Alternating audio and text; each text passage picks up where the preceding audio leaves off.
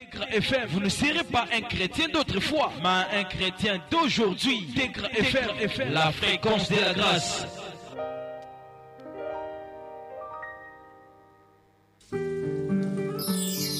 Page spéciale, un espace réservé pour vous. La radio Tégra vous donne l'opportunité avec sa rubrique Page spéciale de 0 à 50 minutes. Vous avez la possibilité de passer en direct pour informer, expliquer, parler de votre société, votre établissement, votre église et vos produits. Pour plus d'informations, contactez-nous au 05 696 64 64 ou rapprochez-vous à la radio Tégra, 6 au quartier Kwikou. Précisément à Vanvan, à l'arrêt étage, dans l'enceinte de l'immeuble au 3e niveau.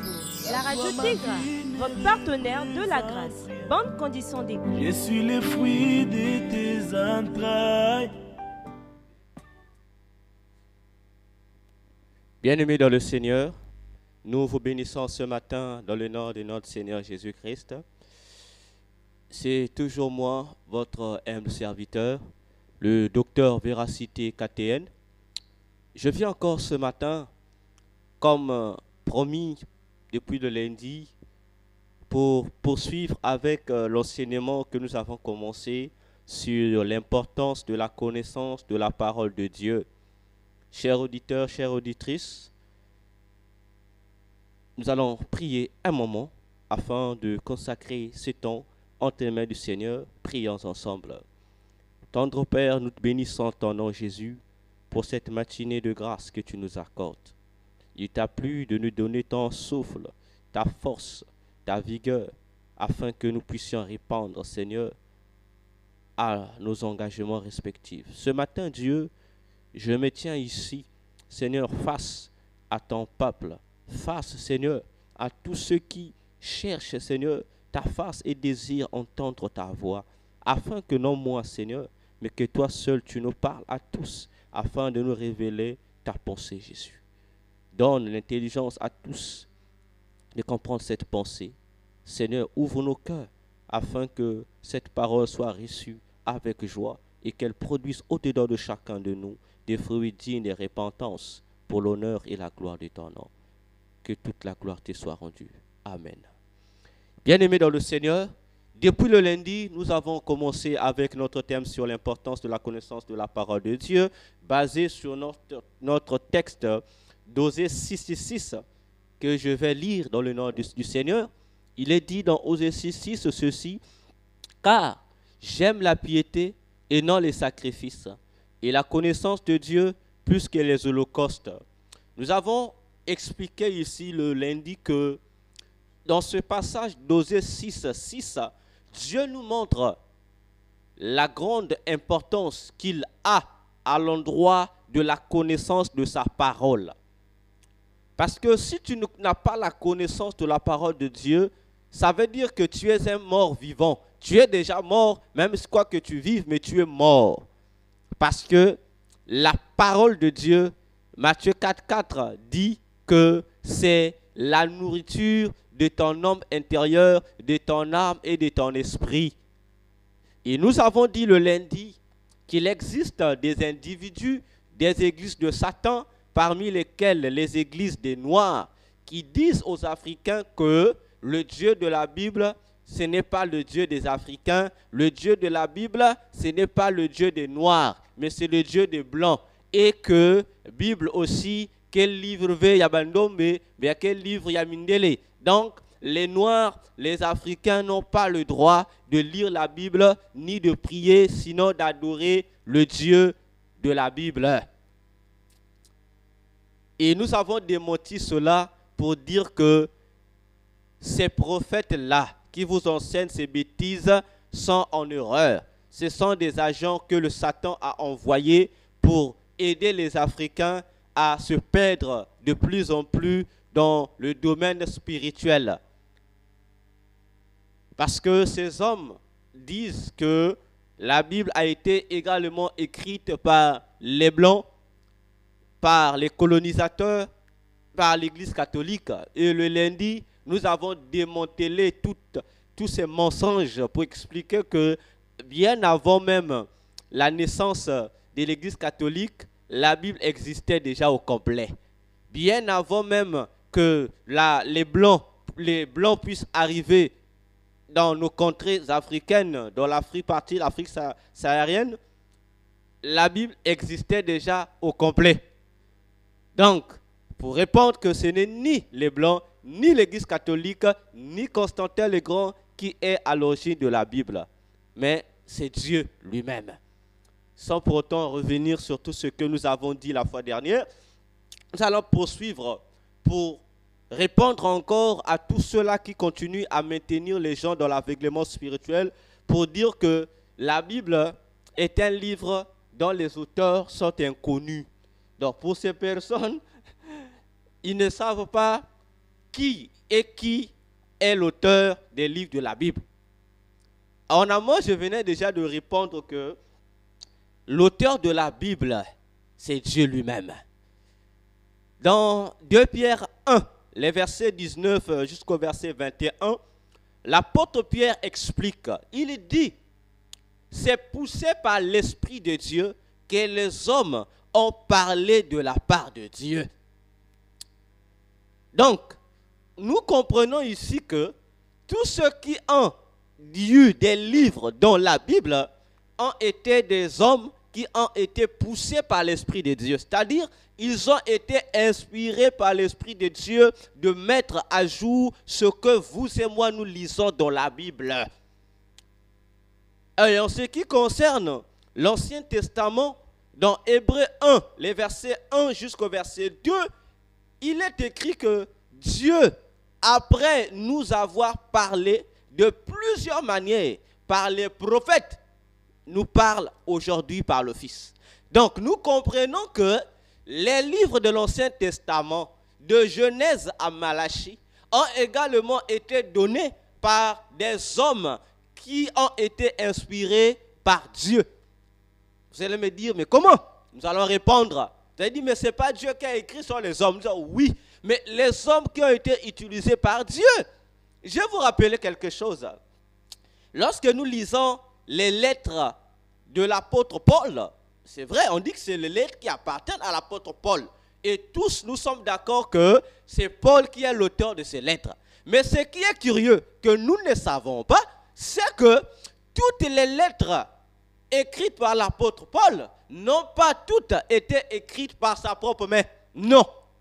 Il y a des lettres que Paul a écrites lui-même et il y a des lettres que Paul a dictées à d'autres personnes qui ont écrit à sa place. Prenons par exemple l'épître aux Romains. Mais l'épître aux Romains n'a pas été écrite par l'apôtre Paul lui-même. Il y avait quelqu'un qui était à côté, qui écrivait ce que l'apôtre Paul lui dictait. Donc Paul faisait la dictée et il y avait un bien-aimé qui était là et qui prenait le soin de pouvoir écrire ce que Paul disait. Voyez-vous? Donc c'est pour vous amener à comprendre que une lettre peut être écrite directement par son auteur ou comme indirectement au travers des ordres recommandés par l'auteur à une autre personne. Et c'est la même chose avec les écrivains, sinon les rédacteurs de la Bible. Ceux de l'Ancien Testament ont été inspirés par Dieu. Dieu parlait et eux, ils recevaient les paroles que Dieu donnait et eux, ils mettaient cela en écrit. Et en ce qui concerne le Nouveau Testament, les gens disent également que Jésus n'avait rien écrit. Nous sommes d'accord. Jésus n'a rien écrit, on est d'accord. Mais les apôtres ne sont pas réveillés un bon matin pour rédiger ce qu'ils ont rédigé. Comme Pierre le disait déjà, ils ont également été inspirés par Dieu. Dieu a dicté aux apôtres ce qu'ils devaient écrire et les apôtres ont écrit. Voilà pourquoi dans Éphésiens 2, les versets 8, la Bible déclare que nous sommes fondés sur l'enseignement des prophètes et des apôtres, dont Jésus-Christ est lui-même le fondement. Donc vous comprenez que ce soit le prophète de l'Ancien Testament, que ce soit les apôtres du Nouveau Testament, les deux ont été inspirés par un même auteur qui est Dieu, c'est-à-dire Jésus-Christ. Et ce matin, nous allons répondre que les livres de la Bible ont des auteurs. L'auteur principal, c'est Dieu, mais les rédacteurs sont connus. Toi qui penses que les rédacteurs sont inconnus, nous te répondons que les rédacteurs de la Bible sont connus. Et nous allons les citer pour que tu prennes conscience, pour comprendre qu'il n'y a aucun livre qui existe dans la Bible. Parmi les 66 livres, il n'y a aucun livre qui est sans auteur. Il n'y a aucun livre qui est anonyme. Tous les livres ont leurs auteurs. Parce que le diable veut nous embrouiller pour nous divertir, mais nous répondons à Satan et à ses agents que nous connaissons les rédacteurs de chaque livre de la Bible. Vous savez, bien aimés dans le Seigneur, l'assemblage de la Bible que nous avons n'est pas forcément une suite logique par rapport à leurs années de rédaction, non. Mais on a juste assemblé par rapport à l'harmonisation de l'histoire. On a juste harmonisé l'histoire. Les premiers livres de la Bible, le premier auteur de la Bible dans l'Ancien Testament, nous avons Moïse qui était prophète. Il était berger et il était un érudit, c'est-à-dire un savant. Moïse, nous pensons, surtout dans les églises, qu'il a seulement écrit les 5 livres. Non, Moïse n'a pas seulement écrit les 5 livres. Moïse a encore écrit 3 livres. Donc au total, il y existe, s'il faut le dire ainsi, 8 livres de Moïse dans la Bible. Le premier livre de Moïse qu'il a écrit sous l'inspiration de Dieu, c'est le livre de Genèse. Après Genèse, Moïse est venu écrire Exode. Après Exode, Moïse est venu écrire Lévitique. Et après avoir écrit Lévitique, Moïse est venu écrire le livre de Job. Après avoir écrit le livre de Job, Moïse vient écrire le livre de Nombre. Après Nombre, il écrit Deutéronome. Après Deutéronome, Moïse vient écrire le Psaume 90. Et après cela, il vient encore écrire le Psaume 91, que nous pensons souvent que c'est David qui a écrit, alors que c'est Moïse. Parce que les Psaumes 90, 91 sont des chansons écrites par Moïse. Et il y a encore un, s'il faut dire ça ainsi, un livre encore que Moïse a écrit, que nous découvrons dans, la Bible déclare dans le livre de l'Apocalypse. C'est un cantique également, un autre puissant que Moïse a écrit, que les saints au ciel chantaient. Attention.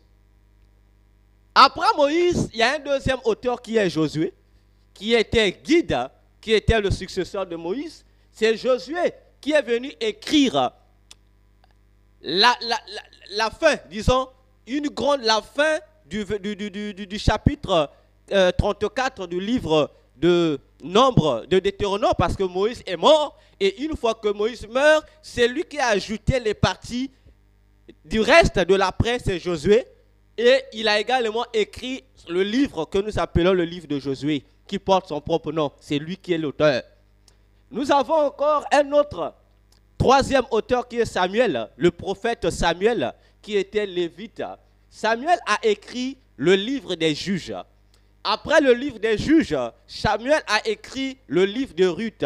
Après cela, il a également écrit une partie de 1 Samuel. Il a écrit une partie de 1 Samuel. Après lui, Samuel, nous avons d'autres auteurs qui viennent. Nous avons Gad, les prophètes Gad et les prophètes Nathan, qui ont écrit une autre partie de 1 Samuel et le livre de 2 Samuel. Le prophète Gad et Nathan ont écrit la moitié, une autre partie, complété la première partie de 1 Samuel, et ils ont écrit le livre de 2 Samuel.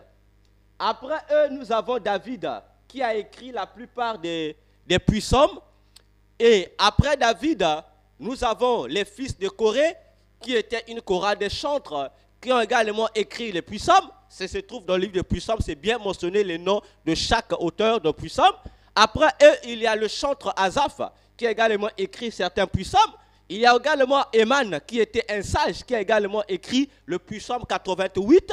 Il y a un autre sage, Étan, qui a écrit le psaume 89.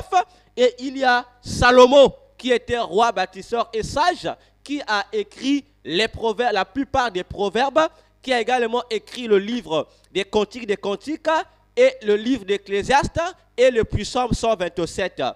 Après Salomon, vous avez le roi, vous avez plutôt Agur. Agur également a écrit le proverbe 30. C'est pour le roi Agur. Et vous avez plutôt Agur, le sage. Et vous avez le roi Lémiel qui a écrit le proverbe 31. Et vous avez le prophète Joël qui a écrit le livre de Joël. Vous avez le prophète Amos qui a écrit le livre d'Amos. Vous avez le prophète Osée qui a écrit le livre d'Osée. Vous avez Ésaïe qui a écrit le livre d'Ésaïe. Vous avez Michée qui a écrit le livre de Michée. Vous avez Zophonie qui était prince et prophète qui a écrit le livre de Zophonie. Vous avez le prophète Naoum qui a écrit le livre de Naoum. Vous avez le prophète Habakkuk qui a écrit le livre d'Habakkuk. Vous avez Abdias qui a écrit le livre d'Abdias. Et vous avez Ézéchiel qui était prêtre et prophète qui a écrit le livre d'Ézéchiel. Et vous avez Jérémie qui était prêtre et prophète qui a écrit le livre de Jérémie. Il a écrit le livre de Jérémie que nous connaissons. Il a écrit un roi et deux rois et le livre de Lamentation. Vous avez, après Jérémie, vous avez Daniel qui a écrit le livre de Daniel. Vous avez Agé qui a écrit le livre d'Agé. Vous avez Zacharie qui a écrit le livre de Zacharie. Vous avez également Mardoché qui a écrit le livre d'Esther. Vous avez Esdras qui était prêtre érudit, secrétaire, administrateur, qui a écrit le livre de 1 Chronique et 2 Chroniques, ainsi que le livre qui porte son nom, le livre d'Esdras. Après Esdras, vous avez Néhémie qui était fonctionnaire et qui a écrit le livre de Néhémie. Et vous avez enfin le dernier auteur de l'Ancien Testament qui est Malachie, qui a écrit le livre de Malachie. Pour nous arrêter d'abord sur les auteurs de l'Ancien Testament, vous devez comprendre que c'est Esdras qui a rassemblé tous les livres de l'Ancien Testament, à l'exception de 2 livres. Le livre de Malachie et le livre de Néhémie.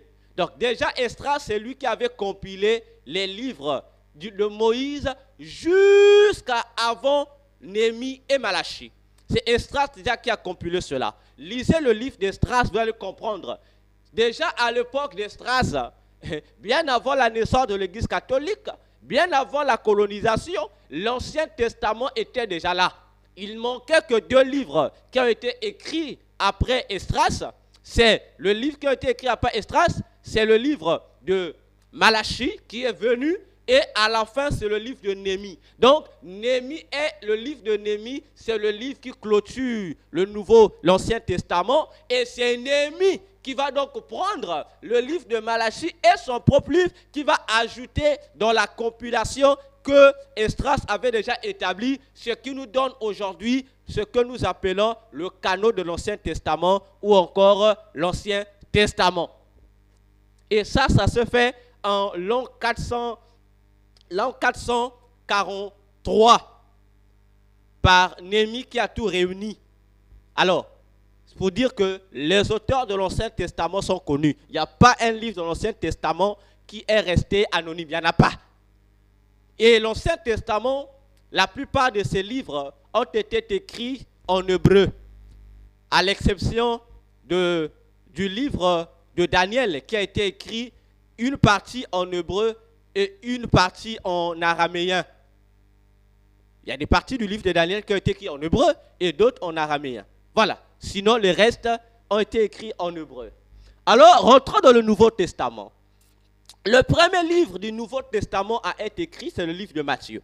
Matthieu était un apôtre de Jésus. Le deuxième livre du Nouveau Testament a été écrit. J'ai dit ici, je donne l'ordre d'après la rédaction de ces livres. C'était le deuxième, c'est le livre de Luc. Luc a écrit le livre de Luc et à la fois et le livre d'Actes des Apôtres.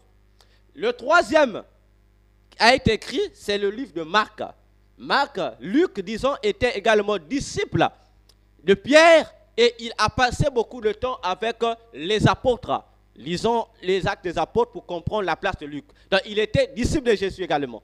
Marc était d'abord disciple, nous l'avons dit, de Pierre.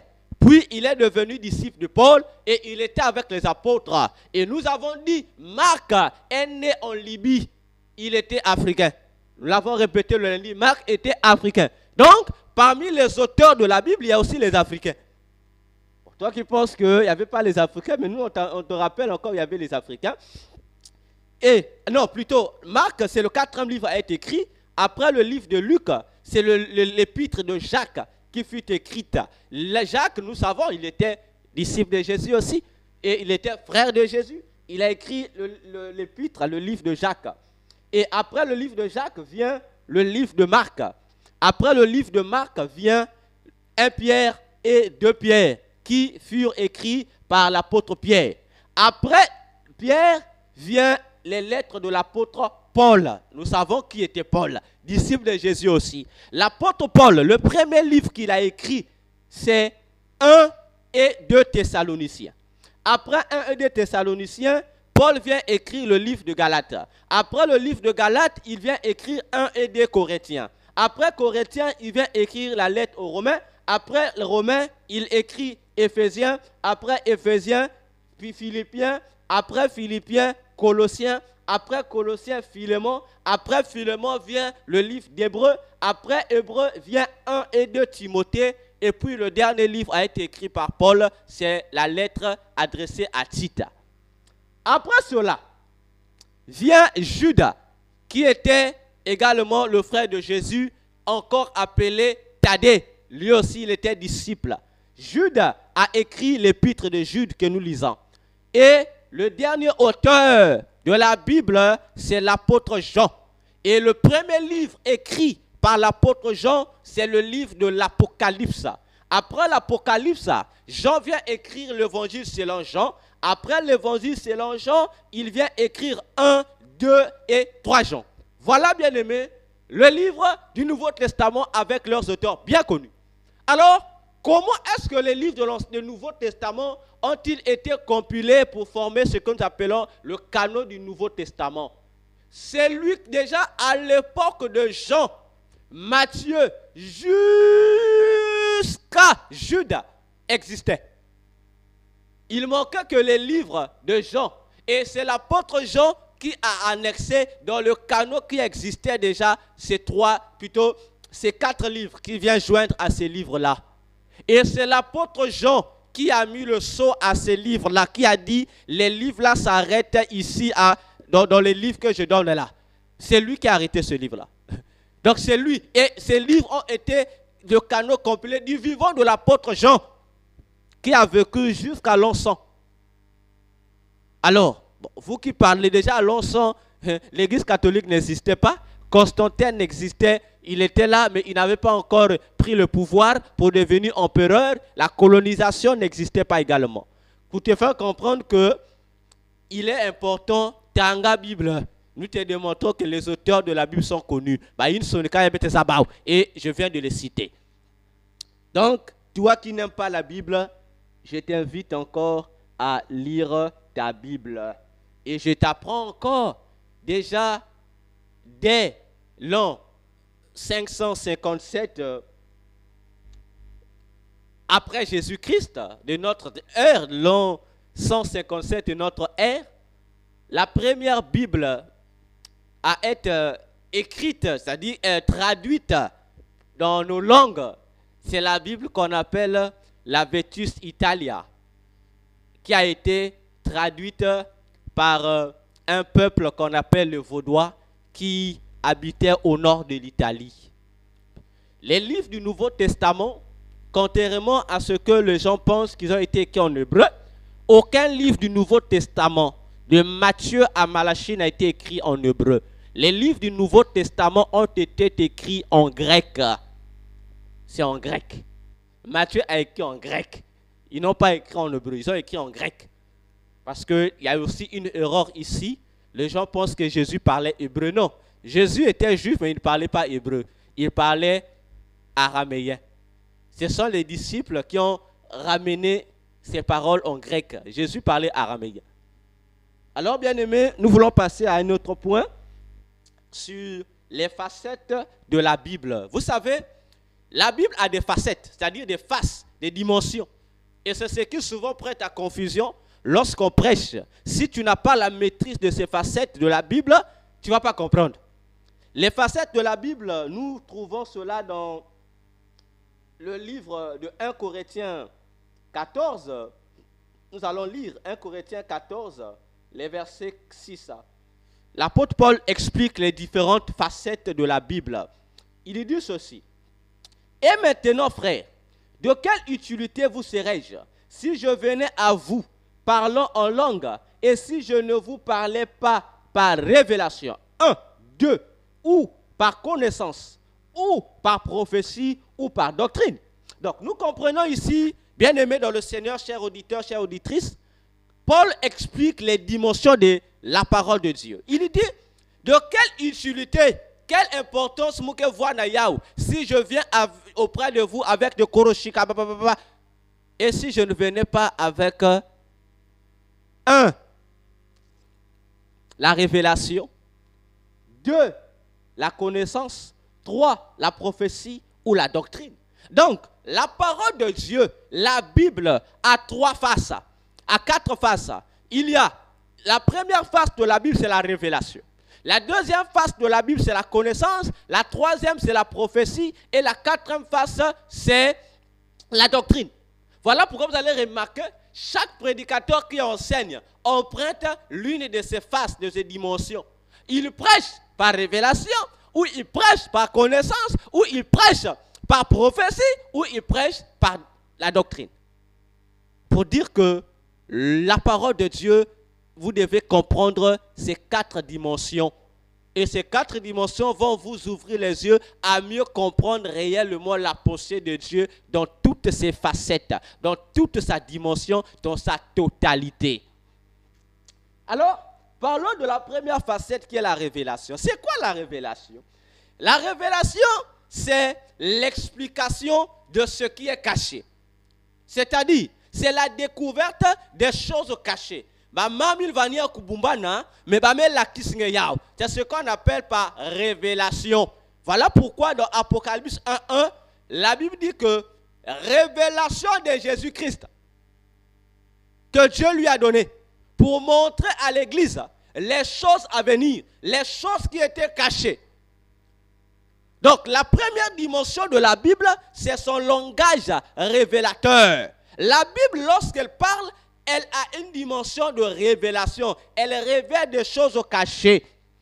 Et la dimension de la révélation de la Bible, bien aimé dans le Seigneur, nous révèle quelque chose. Si nous rentrons, je dirais que les 4 dimensions de la Bible, ou de la parole de Dieu, ou de l'évangile, ont des relations avec les 4 êtres vivants dont nous parle le livre de l'Apocalypse.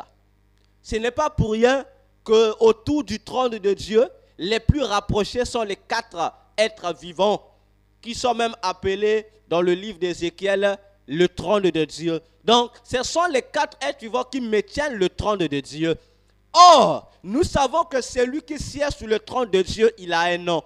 On l'appelle la parole de Dieu. Donc, la parole de Dieu qui est sur le trône, qui est Dieu lui-même, il est entouré de 4 protecteurs. Il est entouré de 4 chérubins.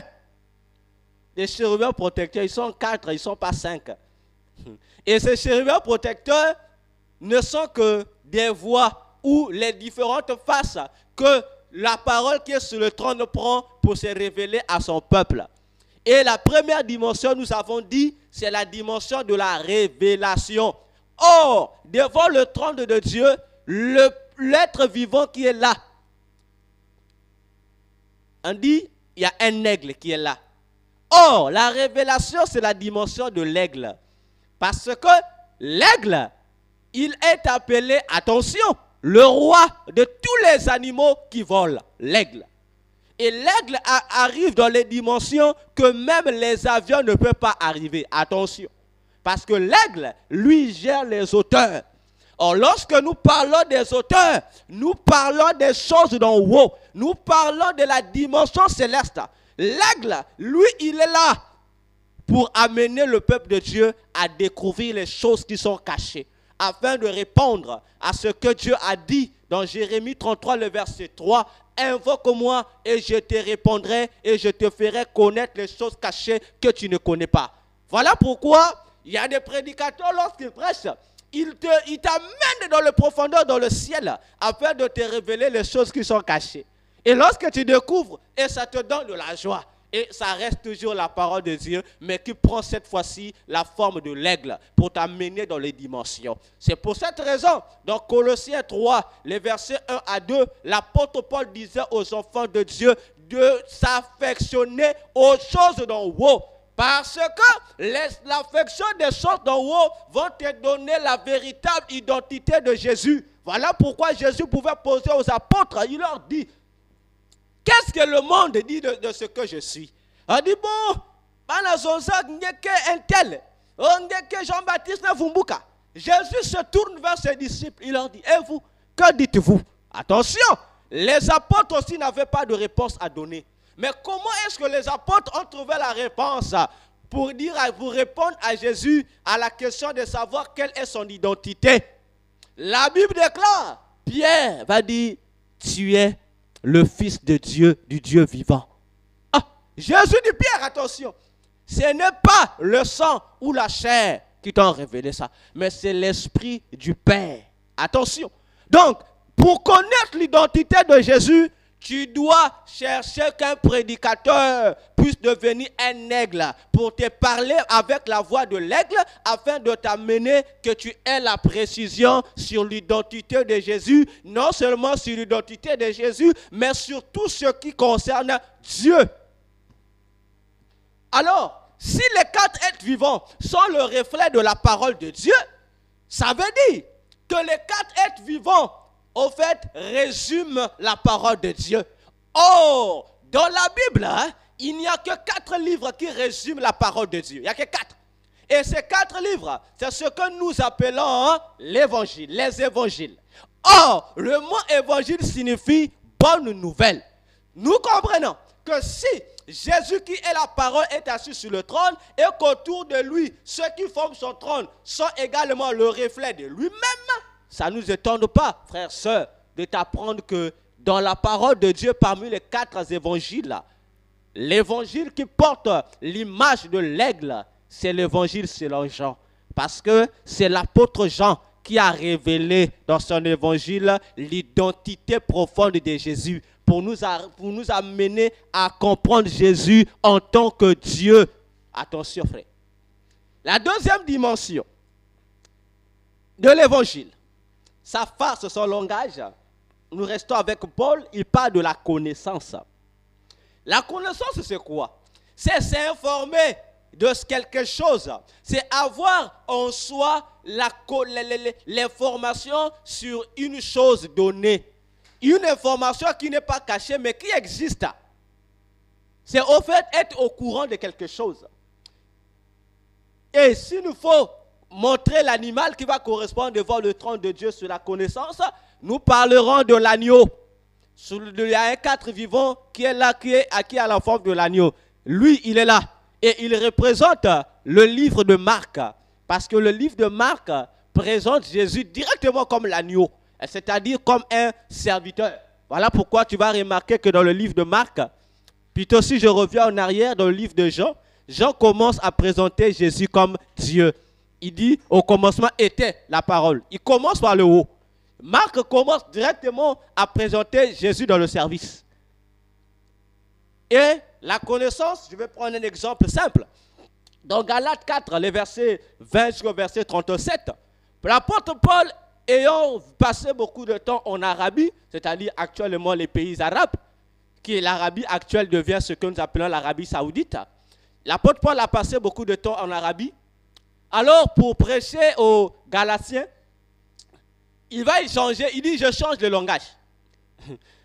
Dans Galates, je reprends 4, le verset 20 jusqu'au verset 37, il dit, il voulait enseigner, donner un message aux enfants de Dieu sur Abraham et ses 2 femmes, Sarah et Agar. Paul voulait ici ouvrir les yeux du peuple. Il a dit, maintenant je vais changer de langage.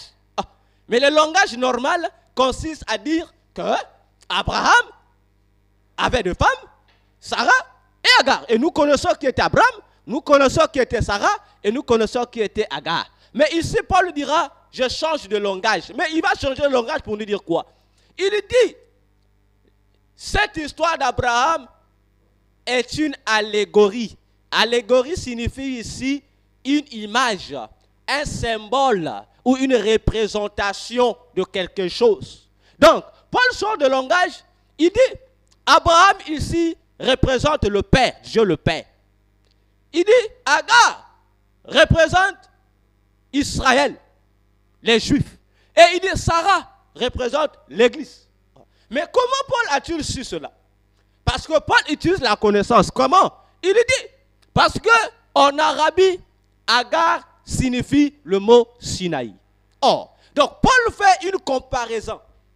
Il dit, en Arabie, le nom Agar, lorsqu'on parle d'Agar, on fait allusion au mot Sinaï.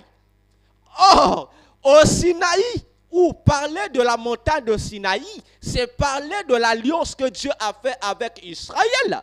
Parce que l'Israël a fait son alliance au mont Sinaï. Mais, donc Paul se base sur la connaissance physique pour pouvoir expliquer une réalité spirituelle aux enfants de Dieu. Et il dit, Sarah est donc la Jérusalem céleste, c'est-à-dire nous, l'Église. Voilà ce que c'est la connaissance. Et c'est dans la dimension de la connaissance, bien-aimés, que nous parlons de ce que vous avez l'habitude d'écouter dans les églises, qu'on parle de typologie. La typologie, c'est quoi? C'est la science des images, la science des comparaisons, la science des ressemblances. C'est là où on dit souvent que l'Ancien Testament est l'ombre des biens à venir. C'est-à-dire, l'Ancien Testament est une préfiguration de certaines des réalités du Nouveau Testament. C'est-à-dire, c'est un type, une typologie. Elle nous montre la loi de Moïse, où l'Ancien Testament nous montre certaines comparaisons des faits que nous trouvons dans le Nouveau Testament. Nous allons prendre un exemple simple que vous allez facilement comprendre pour éclaircir nos propos sur la typologie. On dit que Joseph est un type pour Jésus. C'est-à-dire, il est une image qui parle également de Jésus. Parce que, si vous suivez la vie de Joseph, vous allez voir que Joseph fut vendu par ses frères auprès des étrangers. Jésus aussi fut vendu par son frère Judas aux étrangers. Et lorsque Jésus a été vendu, c'est lui qui a mis la tête dure pour que Joseph soit vendu, c'est un certain Judas. C'est lui aussi qui a fait la tête dure pour que Jésus soit vendu, c'est un certain Judas. Donc, ce sont des ressemblances seulement. Voyez que lorsque Joseph, mais on va retourner, les autres frères ayant vendu Joseph, ils vont tromper leur père pour dire non, Joseph est mort. Mais comment ils vont élucider la mort de Joseph? Ils vont prendre l'habit que le père avait donné à Joseph, ils vont tromper cela dans le sang d'un animal. Et ils vont montrer à papa, il dit voilà, les animaux l'ont dévoré. Remarquez aussi, Jésus lorsqu'il est né, il avait le vêtement de son père. Mais à la finalité, on a pris le vêtement de Jésus et le vêtement de Jésus était rouillé par le sang. Et on est allé montrer à Dieu, dit voilà ton fils, il est mort. Ton fils est là, le sang est là. Voilà pourquoi nous parlons aujourd'hui du sang de Jésus. Voilà pourquoi on dit que toi, pour être justifié devant le Père, il faut qu'il ait le Père, Dieu puisse voir le sang de son fils. Voyez-vous? Et ça, c'est ce qu'on appelle la typologie. C'est-à-dire, ce sont des coïncidences. Voilà. Malheureusement, aujourd'hui, il y a des prédicateurs qui commencent à confondre les choses, qui commencent à se baser sur la typologie pour nier la vérité. Attention, la typologie ne vient pas annuler ce qui s'est passé. C'est juste pour montrer la comparaison, frère. Attention. Parce que je vois et j'entends plusieurs serviteurs de Dieu dire des bêtises. Ils se basent sur la typologie pour nier la réalité. Comme un homme de Dieu, un évangéliste qui m'a dit, frère, tu sais que le véritable Moïse, c'est Jésus? J'ai dit, non, tu es en erreur. Jésus, c'est le faux Moïse. Le véritable Moïse, c'est le Moïse qui a existé. Parce que Jésus n'est pas Moïse. Si tu dis que Jésus, c'est le véritable Moïse, ça veut dire que le Moïse qui a existé, c'est un faux. Alors que Moïse, c'est Moïse, Jésus, c'est Jésus. Moïse est un type de Jésus, oui. Parce que dans la vie de Moïse, nous voyons certaines comparaisons, certains faits semblables. Comme la Bible dit, par exemple, que Moïse fut tiré des eaux. On lit, Moïse fut tiré des eaux. C'est-à-dire, lorsqu'on vient chez Jésus, Jésus aussi fut tiré des eaux. Parce que Jésus a été choisi du milieu de ses frères pour pouvoir être le libérateur de ce frère. Moïse également fut tiré des eaux pour une mission, pour régner, pour être le maître dans la maison de Pharaon. Malheureusement, il a refusé d'être le maître dans la maison de Pharaon pour pouvoir être le maître dans la maison de son père chez les Hébreux. Et il est également libérateur. Moïse fut prophète, Jésus fut également prophète. Moïse a amené la loi et a fait alliance avec Dieu. Jésus également a amené la loi et a fait alliance avec Dieu. L'ancienne alliance a été inaugurée, sinon renouvelée par Moïse. Et la nouvelle alliance a été renouvelée et inaugurée par Jésus. Donc, on montre juste des comparaisons, des faits semblables. Mais ça ne veut pas dire que Moïse devient Jésus ou Jésus devient Moïse. Non! Attention. Parce que j'ai encore écouté un homme de Dieu qui a dit des bêtises. Il dit, que brigand moko a okota lola, moko akota lola te, par rapport aux deux brigands qui ont été crucifiés avec Jésus. Il dit non, moi je vous dis que les deux brigands iront au ciel. Ah, parce que il explique cela en se basant sur une typologie. Il dit pour lui, le brigand qui est allé au ciel, c'est l'image de l'Église. Et l'autre brigand qui ne croyait pas en Jésus, c'est l'image d'Israël. Alors, il prend la typologie, il insère pour dire que ça montre que les deux iront au ciel. Voilà encore les bêtises, parce que la typologie n'a rien à voir avec l'exactitude des faits. Parce que dans la réalité, il n'y a qu'un brigand qui est allé au ciel. L'autre brigand n'est pas monté au ciel. Donc, les hommes de Dieu, laissons la typologie à sa place. Ne remplaçons pas la typologie à la vérité, parce que l'ombre, ce n'est pas l'exactitude des faits, mais c'est juste un modèle. Une certaine comparaison, on peut faire. Attention. Ça, c'est la dimension cognitive de l'évangile. Et la troisième dimension de l'évangile, c'est la dimension prophétique.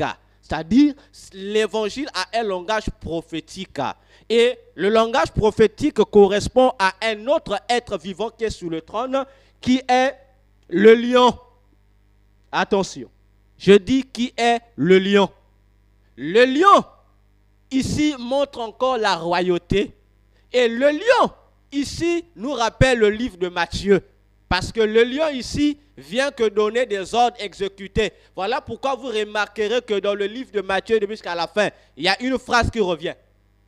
Ceci fut accompli tel qu'est annoncé. Ceci fut accompli parce que le livre de Matthieu c'est un livre prophétique qui vient pour montrer l'accomplissement de la prophétie qui fut annoncée concernant Jésus.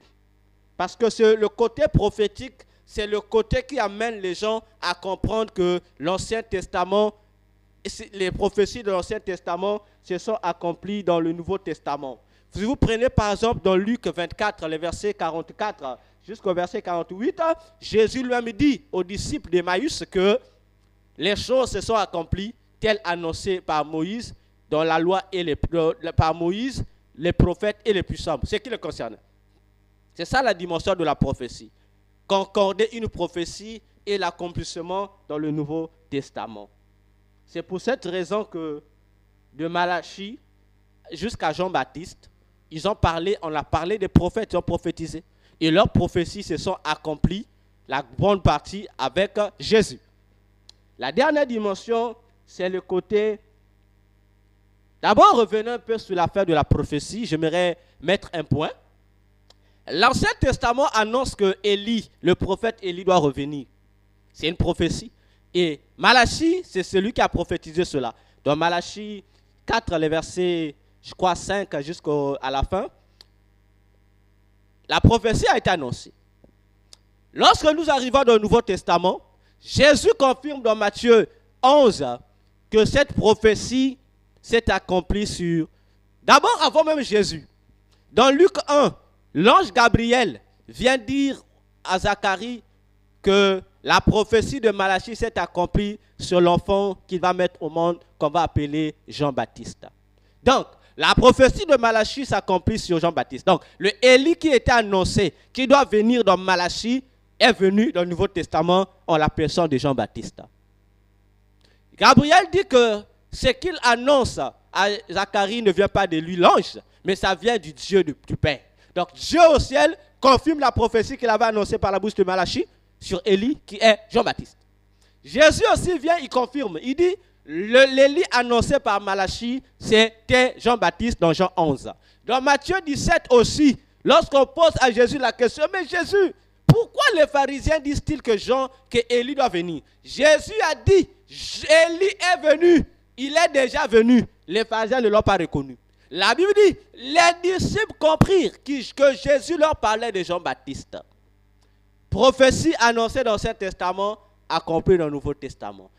Élie de l'Ancien Testament doit venir dans le prophète Jean-Baptiste. Malheureusement, il y a des fous, je dis des fous spirituels, des égarés, des faux prophètes qui aujourd'hui disent que la prophétie de Malachie ne s'est jamais accomplie sur Jean-Baptiste.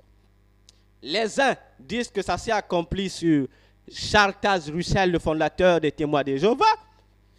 Les autres disent non, ça s'est accompli sur le fondateur de l'église du message, William Marion Branham. D'autres encore disent non, ça s'est accompli, ceux de la foi Bailly disent que ça s'est accompli sur le prophète Baha'u'llah. Et du coup, il y a aujourd'hui plusieurs égarés qui vous disent que Élie là, ce n'était pas Jean-Baptiste, c'était leur prophète. Bon, ce qui est vrai, Paul a dit que tout homme soit trouvé menteur, que ce Dieu soit trouvé pour vrai. Si Dieu au ciel a confirmé que l'Élie annoncé dans Malachie, c'est Jean-Baptiste, Gabriel, l'ange, a confirmé, Jésus-Christ a confirmé 2 fois. Bon, moi je ne sais pas. Bon, si les hommes, les prophètes viennent dire le contraire, en tout cas, nous on prend ce que dit la Bible. Voilà ce que c'est la prophétie. Tout ça parce que Bengue Tanga Bible V, tu es toujours là. Malachie 4, Malachie 4. Mais Malachie 4 était déjà passé. Malachie 4 est venu avant que Branham soit né. Bon, toi qui crois, Branham te dit que Malachie 4 c'est lui. Donc je t'informe que dis à Branham qu'en tout cas il ne t'a pas à côté. Malachie 4 c'est pas lui. Malachie 4 c'est Jean-Baptiste. Nous passons à la dernière dimension de l'évangile, sinon de la parole de Dieu, qui est le côté doctrinal. La doctrine ici évoque l'ensemble des règles de conduite, évoque l'ensemble des lignes qui doivent caractériser le mode de vie d'un peuple. Si nous parlons de l'Église, c'est ça la doctrine. Ce sont des lois qui montrent comment les enfants de Dieu doivent se comporter. Pour comprendre cela, si vous lisez dans Acte 15, vous allez voir la conférence qu'il y a eu en étant en train de mettre en place la doctrine qui doit montrer aux chrétiens comment ils doivent se comporter, comment ils doivent marcher. Parce que dans la doctrine chrétienne, par exemple, un homme ne peut pas être polygame, ne peut pas avoir 2 femmes. Donc, toi qui dis que tu es chrétien, que la polygamie est autorisée, nous ne savons pas dans quel verset que tu vas prendre, mais je t'informe déjà, ne commets pas la maladresse de prendre le verset d'Exode 22 pour soutenir ta polygamie, parce que ce verset, au fait, va même te clouer lorsque tu vas citer cela, parce que pour être polygame, tu dois être capable d'aimer tes 2 femmes, comme dit ce texte d'Exode. Il faut que tu aimes ces 2 femmes de la même manière, tu dois les aimer à 100%. Déjà, il est impossible pour toi, homme, d'aimer 2 femmes, ou toi, femme, d'aimer 2 hommes à 100% de la même manière. C'est impossible. C'est impossible. Donc ta conscience même te dit que tu ne peux pas le faire. Pour te dire que dans la doctrine chrétienne, le polygame, en tout cas, vous êtes déjà déclassé. Vous n'irez pas au ciel. Vous n'irez pas au ciel. Dans la doctrine chrétienne également, on apprend et on nous informe que Dieu ne parle pas seulement au travers de la Bible, c'est-à-dire de ce qui est écrit dans la Bible. En dehors de la Bible, Dieu peut te parler, parce que Dieu peut te parler par des visions, il peut te parler par des révélations, il peut te parler par une prophétie, il peut te parler par d'autres moyens, même par un fou, par un animal, Dieu peut te parler. Pour te dire que, frères, sœurs, il faut faire très attention avec les 4 langages de la Bible. Et le langage doctrinal, nous le trouvons dans le dernier être vivant qui se trouve sur le trône, qui a la forme d'un homme simple. Parce que la doctrine, ça concerne l'homme. Et cet homme-là correspond à l'évangile de Luc. Voilà pourquoi Luc a présenté la généalogie de Jésus comme étant un homme. Contrairement à Matthieu, qui a présenté Jésus comme étant un roi, un successeur de sa généalogie. Pour te dire ici, bien-aimé dans le Seigneur, il est important que tu saches, que tu aies la connaissance de la parole de Dieu. Bien-aimé Tony, combien de minutes? Donc c'est pour t'amener à comprendre, toi qui me suis, lis ta Bible. La Bible a des merveilles, frère. La Bible a des révélations. La Bible te donne réellement l'identité de Dieu que tu sais. Parce qu'on te parle, oh, Zabila, Zabia Bandombe, oh, Pungu Tulendo. Ah, frère. Tu veux paniquer sur ça, quoi. Alors que Pungu Tulendo, ce n'est qu'une autre formulation de ce que nous savons qu'on appelle Zambian Pungu. Zambi signifie Dieu, Pungu signifie puissant. Donc, Zambian Pungu signifie Dieu tout-puissant, mais Pungu Tulendo, c'est l'inverse. Pungu, c'est Dieu en Congo et Lulendo. Ça veut dire que Lulendo, c'est le pouvoir, la puissance. Lorsqu'on met le tout, Tulendo signifie celui qui a toute la puissance. Donc, Pungu Tulendo signifie Dieu tout-puissant. Ce n'est même pas le nom de quelqu'un. Ce n'est qu'un titre. Alors, toi, on te pousse, c'est pas Pungu Tulendo. Donc, tu adores une créature qui s'appelle Tout-Puissant. Bon, c'est un titre, hein? Tout-Puissant. Je connais une équipe qui s'appelle Tout-Puissant Mazembe. Ah, attention, ce n'est qu'un titre. Bon, maintenant, toi qui crois, si je te pose la question, va dire à ton prophète qui te dit ça, le Dieu des Noirs là, qui s'appelle Pungu Tulendo. Dis-lui, est-ce qu'il a déjà vu Pungu Tulendo? Il te dira non. Bon, pose-toi encore la question. Qu'il te cite, parmi tous les prophètes africains qui sont venus, quel est ce prophète africain qui a déjà vu Pungu Tulendo? Si tu te dis, tu m'appelles. Mon numéro, c'est le 05 544 22 19. 05 544 22 19. Demande à ton prophète qui te dit le Dieu de l'église des Noirs, qu'il te dise quel est le prophète des Noirs, que ce soit Kimpavita ou Fumu Kimbangu, qui a déjà vu ce Pungu Tulendo. Tu me dis. On ne le voit jamais. Bon, il a quelle forme? On ne le connaît jamais. Mais comment vas-tu adorer un Dieu tu ne connais pas, tu n'as jamais vu? Pire encore, un Dieu dont tu n'as jamais écouté la voix. Oh non, il parle seulement par les génies de la nature. Oh, il parle seulement par les prophètes. Oh, Seigneur. Donc, le prophète te dit Dieu lui a parlé. Bon, maintenant, pose au prophète comment Dieu lui a parlé. Là, il change. Il te dira, puis il a écouté la voix. Oh non, Dieu avait parlé depuis les ancêtres. Oh, vous trompez, on te trompe encore. Je t'apprends. Le Pungu Tulendo, toi, tu adores, est un démon. Dans les émissions à venir, nous allons faire un enseignement, plutôt, je préfère utiliser étude sur le Dieu des Africains, le Dieu des Noirs, qu'on appelle Pungu Tulendo. Nous allons l'expliquer et vous allez le découvrir. Il est qui? C'est un démon parmi les démons seulement. Et nous allons te le démontrer clairement.